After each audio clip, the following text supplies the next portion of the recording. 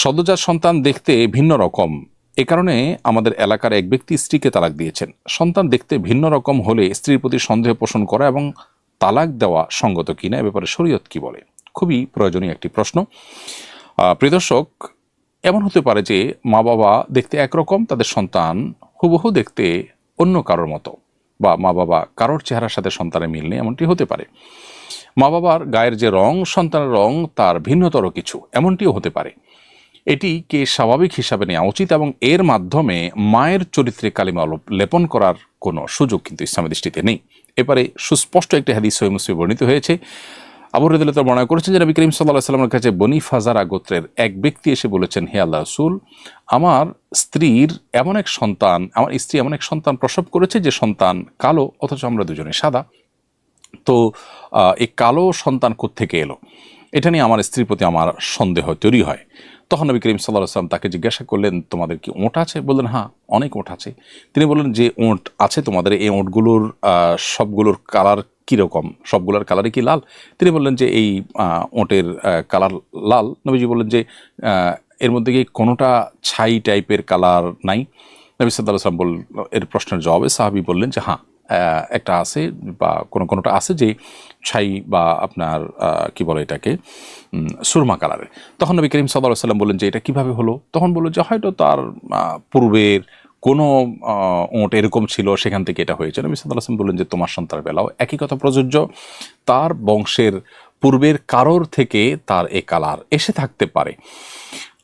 শুধুমাত্র গায়ের রং তোমাদের সাথে মিলে না, চেহারার কাটিং তোমাদের সাথে মিলে না, এটার উপর ভিত্তি করে তার মাকে তুমি মিথ্যা অপবাদ দিতে পারো না। মুসলমানের চরিত্র ইসলামে অত্যন্ত মূল্যবান। কোনো সতী সাধবী নারীকে কেউ যদি মিথ্যা অপবাদ দেয় কোনো সুস্পষ্ট প্রমাণ ছাড়া, ইসলামী শরিয়াত দণ্ডবিধিতে কোরআনে কারিমে পরিষ্কারভাবে তাকে ৮০ বেত্রাঘাত এবং এই ব্যক্তির বিশ্বাসযোগ্যতা চিরকালের জন্য নষ্ট হয়ে যায় এবং তাকে কখনো সাক্ষী রূপে আর গ্রহণ করা হয় না।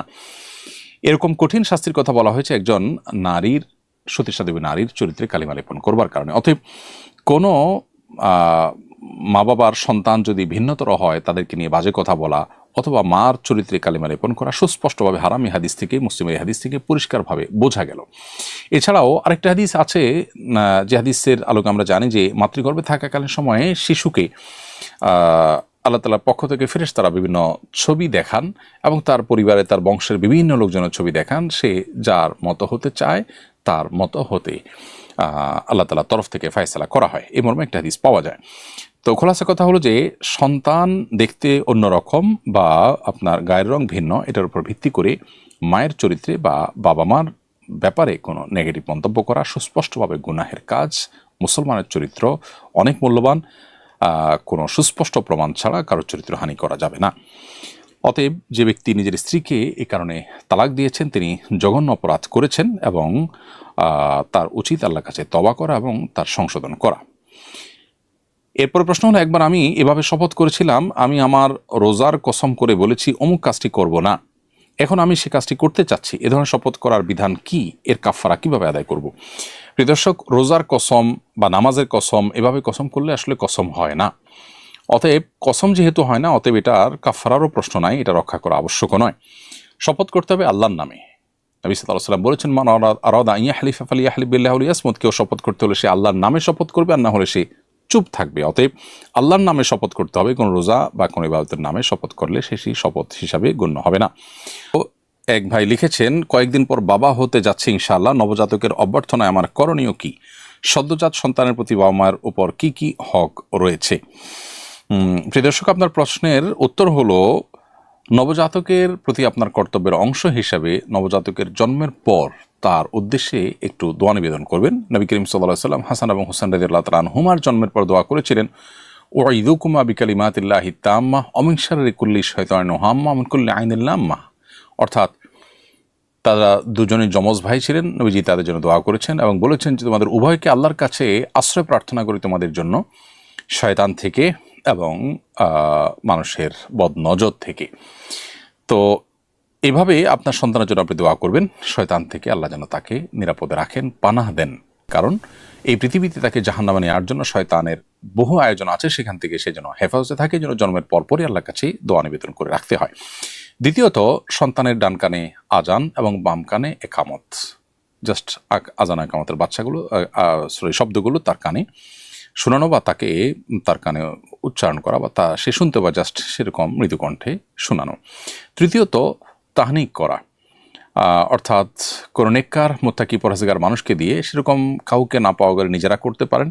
একটু খেজুর মুখে চিবিয়ে এর যে ভেজা অংশ সেটা বাচ্চার মুখে লাগাই দেওয়া, সেজন্য একটু চুষতে পারে, অথবা একটু মধু মুখে লাগিয়ে তার মুখে দেওয়া বিসমিল্লাহ বলে, এটাকে তাহনিক বলা হয়। নেককার মোত্তাকি পরহেজগার মানুষকে দিয়ে এটা করানো যেতে পারে। এছাড়া সপ্তম দিনে বাচ্চার মাথার চুল চেষে সেটার ওজন পরিমাণ স্বর্ণ অথবা ওজন পরিমাণ রূপা, যার যার সামর্থ্য অনুযায়ী, অথবা স্বর্ণ বা রূপার মূল্য গরিব বা দুঃখীদেরকে দান করে দিতে হবে। এটি মুস্তাহাব একটি কাজ, না করতে পারলে বড় কোনো অসুবিধা নেই, তবে করা সুন্নত, মুস্তাহাব। আর এছাড়া সপ্তম দিনে তার আকিকা করা, ছেলে হলে 2টি ছাগল, মেয়ে হলে 1টি ছাগল জবে করে আল্লাহর নামে জবে করে তার পক্ষ থেকে আকিকা দিতে হবে। এবং জবে করার পর বা জবে করার সময় বলবে, আল্লাহ এটি হলো আমার অমুক সন্তানের আকিকা।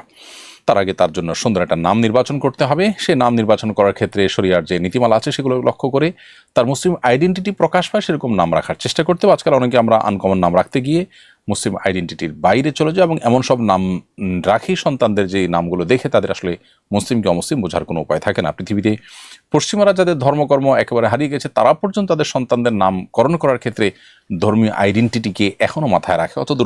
অথচ দুর্ভাগ্যজনক বাস্তবতা, আমরা অনেকে সেই জায়গা থেকে সরে আসছি।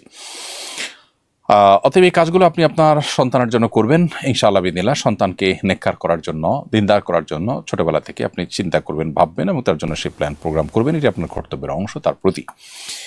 এরপরে প্রশ্ন হলো, ওয়াজ মাহফিলের মঞ্চে রাজনৈতিক নেতাদের বক্তৃতা দেওয়া এবং পরোক্ষভাবে ভোট কামনা করা কতটুকু সঙ্গত? শুধু ওয়াজ মাহফিলের মঞ্চই নয় প্রিয় দর্শক, ওয়াজ মাহফিলের মঞ্চ কিংবা মসজিদের মেম্বর, কোনো জায়গাতেই আসলে রাজনৈতিক নেতারা দাঁড়িয়ে বক্তৃতা দেওয়া কিংবা প্রত্যক্ষ বা পরোক্ষ কোনোভাবে ভোট চাওয়া এটা একেবারে সমীচীন নয়। কারণ এ ধরনের কর্মকাণ্ড মসজিদ এবং ধর্মীয় আয়োজনকে বিশৃঙ্খল করতে পারে।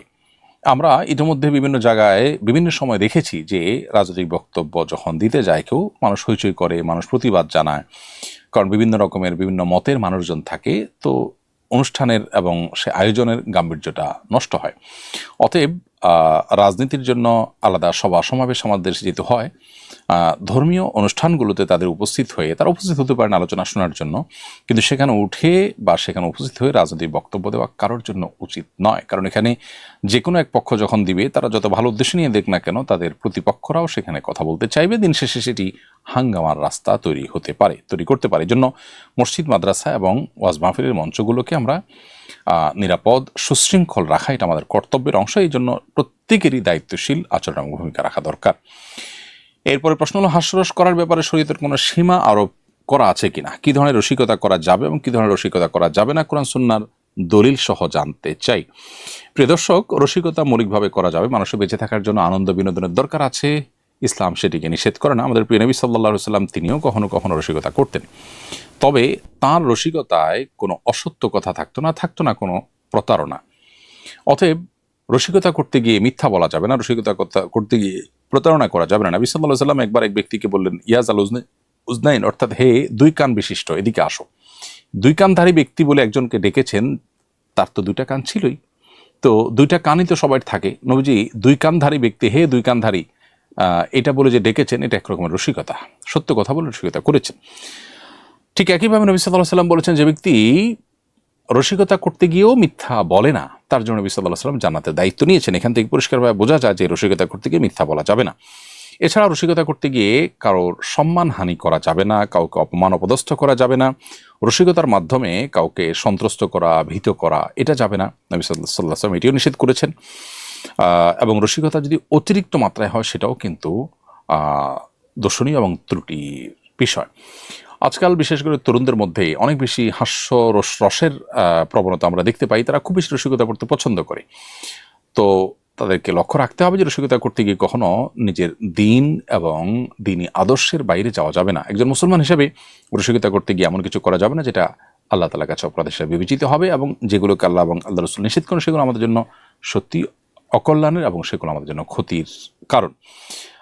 অনেক সময় দেখা যায় আমাদের তরুণরা অনেকে রসিকতা করতে গিয়ে অশ্লীল কথা বলেন, মনে করেন যে তারা তো মিছামিছি বলছেন, রসিকতাই তো করছেন, সিরিয়াস তো না। ইমানদারের কথা সম্পর্কে, উক্তি সম্পর্কে আল্লাহ বলেছেন, মায়াল ফিজুমিন করিন ইল্লা লাদাইহি রাকিবুন আতীদ। মানুষ এমন কোনো শব্দ উচ্চারণ করে না যেটা আল্লাহর পক্ষ থেকে সংরক্ষণকারী ফেরেশতারা সংরক্ষণ করে না। অতএব মুখ দিয়ে যা উচ্চারণ হবে সেটা খুবই সযত্নে আমাদের হিসেব নিকেশ করে তারপর উচ্চারণ করা উচিত, যাতে করে আল্লাহ তাআলার কাছে তার জন্য কোনো প্রকার দায়ী আমাদের হতে না হয়। এরপরে প্রশ্ন হলো, আমি একটা কোম্পানিতে কাজ করি যেখানে পশুদের খাবার তৈরি করা হয়, পশুদের খাবারে শূকরের মাংস ব্যবহৃত হয়, এই কোম্পানিতে চাকরি করা জায়েজ হচ্ছে কিনা? পশুদের খাবারে শূকরের মাংস ব্যবহার করা হয়, যেখানে শূকরের মাংসের ব্যবহার হয় ওখানে কাজ না করে আপনি যদি অন্য কোনো কাজ করেন যেখানে প্রত্যক্ষ পরোক্ষভাবে এর সাথে কোনো সম্পর্ক থাকে না, তাহলে সেটা জায়েজ হতে পারে। ধরুন কোম্পানিতে আরও প্রোডাক্ট আছে, সেই প্রোডাক্টের কাজ আপনি করেন, আর যদি সেটা না থাকে তাহলে এখানে আপনার জন্য জব করা জায়েজ হবে না।